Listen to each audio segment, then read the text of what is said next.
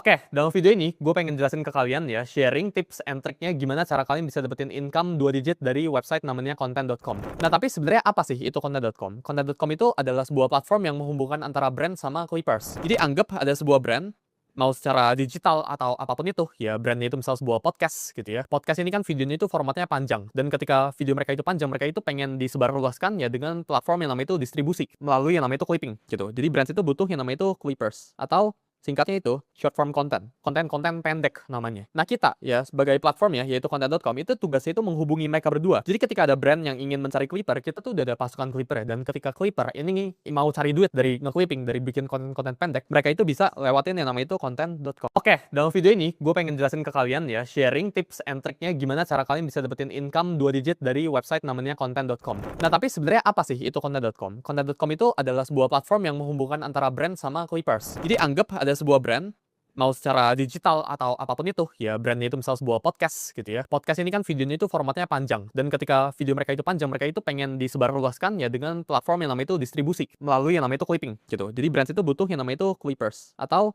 singkatnya itu short form content, konten-konten pendek namanya. Nah kita ya sebagai platform ya, yaitu content.com, itu tugasnya itu menghubungi mereka berdua. Jadi ketika ada brand yang ingin mencari clipper, kita tuh udah ada pasukan clipper ya. Dan ketika clipper ini mau cari duit dari nge-clipping, dari bikin konten-konten pendek, mereka itu bisa lewatin yang namanya itu content.com.